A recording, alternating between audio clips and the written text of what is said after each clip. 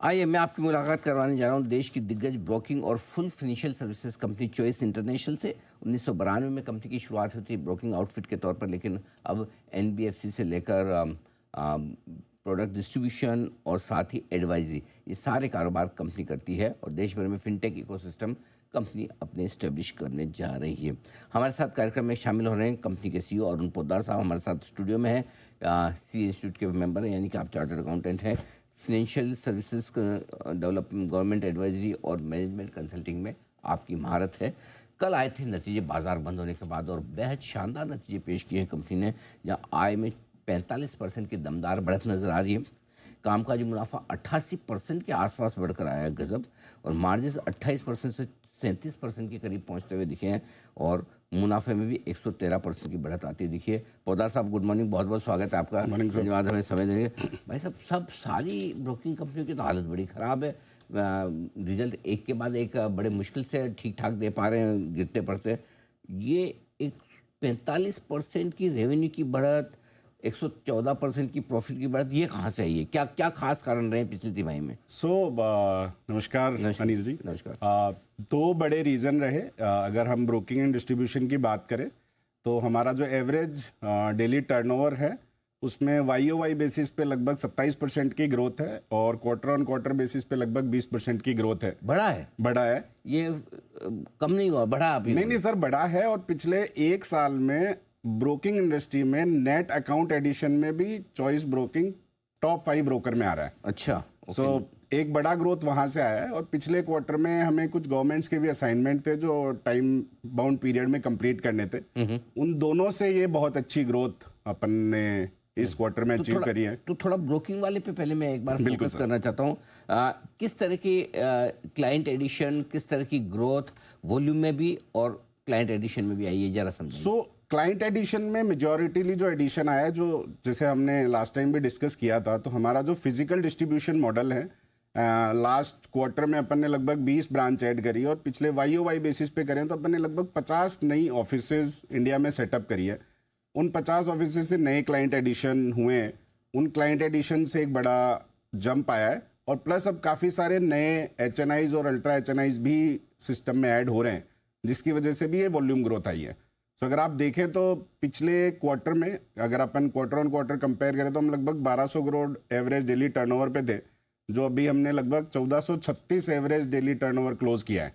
तो ये जो 20% की ग्रोथ है, ये in any case there is no direct cost involve in that growth turnover. तो वो एक बड़ा जंप अपन वहां लेके आए। और सर्टेनली जो डिस्ट्रीब्यूशन मॉडल पे एफर्ट कर रहे हैं उसका भी एक बड़ा फायदा हमें मिल रहा है। बिल्कुल ठीक बात है। गवर्नमेंट एडवाइजरी आपका एक बड़ा स्ट्रॉन्ग एक और वो सेगमेंट है जिससे कि कभी ब्रोकिंग ऊपर नीचे हो भी जाए तो आप उसको स्टेबल रखते हैं। और पिछले क्वार्टर में आपने कहा भी था कि वहाँ पर अच्छा कामकाज हो रहा है। जरा बताएं सर, वहाँ पर किस तरह की ग्रोथ इस क्वार्टर में आई और आगे पाइपलाइन कैसे दिख रही है? अनिल जी, लगभग 28% का जो रेवेन्यू कॉन्ट्रीब्यूशन है वो एडवाइजरी बिजनेस से है और आज के दिन लगभग 800 करोड़ रुपए की अपनी ओपन ऑर्डर बुक है।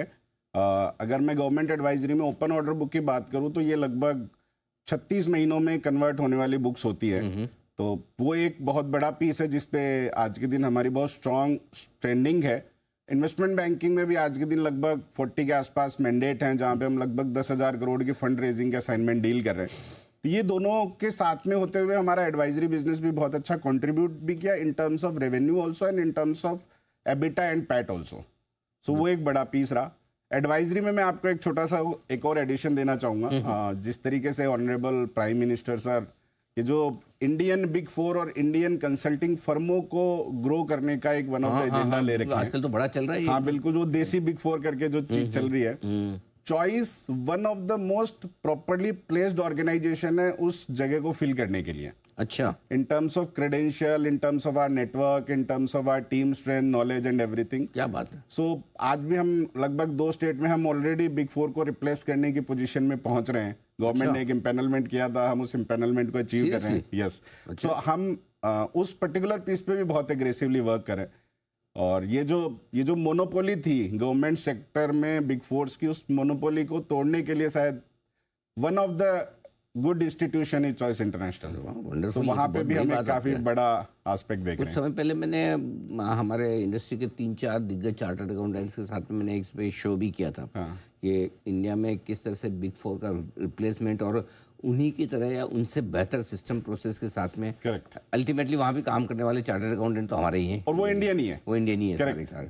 तो चलिए ये बहुत इंटरेस्टिंग चीज़ जो टेक्नोलॉजी जो नॉलेज का सेंट्रलाइजली उनको सेटअप मिलता है, वो सेटअप चॉइस ऑलरेडी लेके है, तो वहाँ पे अपन काफी बड़ा चीज आगे देख रहे हैं। अब थोड़े नए बिजनेसेस की बात करते हैं। दो, एक तो ये कि मार्जिन ट्रेडिंग फैसिलिटी वाला MTF वाला बिजनेस वो किस तरह का ग्रो कर रहा है, क्योंकि उसके बड़े ये टॉक ऑफ द टाउन है। और दूसरा म्यूचुअल फंड बिजनेस जो आपने आई थिंक आपको लाइसेंस मिल चुका है, वहाँ पर क्या प्रोग्रेस है? तो सर पहले अगर मैं म्यूचुअल फंड वाले पीस पे बात करूं तो अपना गोल्ड ETF एक पहला प्रोडक्ट लॉन्च हुआ था, और जिस तरीके से गोल्ड में तेजी आप देख रहे हैं, सो इसी वजह से तेजी आई गोल्ड में आप लोग हैं। सर हम तो जब अपन ने गोल्ड ETF लॉन्च किया था तो NFO के क्लोजर के टाइम हम हाईएस्ट फोलियो लेके आने वाला इंस्टीट्यूशन थे। हमने लगभग 28,000 नंबर ऑफ फोलियोज में ETF लाए थे और लगभग 56,000 के आसपास का कलेक्शन था। सो गोल्ड ETF के केस में इट्स सेकेंड हाईएस्ट नंबर अच्छा इन थ्रू आउट इंडस्ट्री अगर अपन बोलें तो वो एक अच्छा पीस है। हम अगले 3 महीनों में इक्विटी बेस्ड प्रोडक्ट भी प्लान कर रहे हैं, निफ्टी बेस्ड प्रोडक्ट रहेंगे तो वो भी अपन लॉन्च करेंगे। और क्योंकि हमारा खुद का काफ़ी स्ट्रॉन्ग डिस्ट्रीब्यूशन मॉडल है, उस डिस्ट्रीब्यूशन मॉडल से अपन चीज़ें काफ़ी अच्छी ग्रो करेंगे। MTF फंडिंग हमारे यहाँ पे भी एक डिसेंट लेवल पे ग्रो हुई है, और आगे भी अगले, क्योंकि now the broking industry is more on the finance और the NBFC industry we can say, जहाँ पे अपन फंड बेस्ड एक्टिविटी ज़्यादा होने लगी है। राइट। सो MTF पीस में भी अपन साइजेबल चीज़ देख रहे हैं। एक और चीज़ जो आपके नतीजे में इम्प्रेसिव दिख रही हो वो है मार्जिन्स। 28% से मार्जिन्स 37% के आसपास आए, इतना बड़ा जंप है मार्जिन्स में, इसकी क्या खास वजह थी? सर जैसे मैंने स्टार्ट में बताया, 2 बड़े रीज़न रहे। जो हमारा एवरेज डेली टर्नओवर बढ़ा ब्रोकिंग में, उसकी वजह से लगभग ब्रोकिंग एंड डिस्ट्रीब्यूशन के अगर आप इंडिविजुअल नतीजे देखेंगे उसमें लगभग 8% की ग्रोथ है इन टर्म्स ऑफ मार्जिन ग्रोथ, और बाकी एडवाइजरी पीस से अपने पास आया है। ठीक बात है। और चौथी तिमाही के लिए और अगले वित्त वर्ष के लिए क्या आउटलुक है? क्या पिछले क्वार्टर से ये क्वार्टर बेहतर दिख रहा है? बिल्कुल दिख रहा है सर। हम एक हमारे विद इन द सिस्टम एक 25% की ग्रोथ का टारगेट लेके चलते हैं क्वार्टर ऑन क्वार्टर पे, और we are on the track जहां पे अपन चीजें अचीव करेंगे। इस क्वार्टर में अपना 300 करोड़ प्लस का रेवेन्यू फर्स्ट टाइम क्रॉस हुआ। क्वार्टर ऑन क्वार्टर ग्रोथ का टारगेट पिछले साल से या पिछले क्वार्टर से? पिछले क्वार्टर से। सो हम ये इंटरनल टारगेट लेके चलते हैं, हम लगभग 15-20 तक पहुंचते हैं, तो इट्स वो एक नंबर है। एक सर में एक और असाइनमेंट हमें पिछले क्वार्टर में मिला था। इंडिया पोस्ट पेमेंट बैंक के साथ चॉइस का टाइप हुआ है, जहां पे इंडिया पोस्ट पेमेंट बैंक के लगभग 12 करोड़ कस्टमर हैं, उनके लगभग 1,60,000 पोस्ट ऑफिसेज हैं, और लगभग 4.5 लाख नंबर ऑफ पोस्टमैन्स है। उनमें से 1,70,000 के पास POS मशीन है। अगले 5 साल तक इंडिया पोस्ट के जितने भी कस्टमर हैं उनके लिए चॉइस वेल्थ सर्विस प्रोवाइड करेगा। सो वहां पे एक बहुत बड़ा जो honourable prime minister, India post मतलब वो पुराना भारतीय डाक विभाग बिल्कुल, तो इंडिया पोस्ट ऑफिस है। Yes sir. तो आज आप देखेंगे इंडिया में जिस as a distribution model they are the largest one. लगभग आज जैसे मैं आपको बता रहा था 1,60,000 नंबर ऑफ सेटअप्स है, उन जगहों पे चॉइस एक वर्क करेगा। तो अगले 3 साल में जो हमारा एक टारगेट है कि हम टॉप 5 डिस्ट्रीब्यूटर और टॉप 5 ब्रोकिंग हाउसेज में आए, उसमें ये एक वन ऑफ द असाइनमेंट जो काफी एग्रेसिव रोल प्ले करेगा। परफेक्ट। तो यानी कि अब डिस्ट्रीब्यूशन वेल्थ प्रोडक्ट्स का डिस्ट्रीब्यूशन भी आप इंडियन पोस्ट के थ्रू कर पाएंगे, ये है बड़ा। और 25% क्वार्टर ऑन क्वार्टर ग्रोथ का बड़ा टारगेट लेकर चल रही कंपनी। अरुण जी बहुत बहुत धन्यवाद, आपने समय दिया, स्टूडियो में आए और अपने नतीजों पर विस्तार से बातचीत की।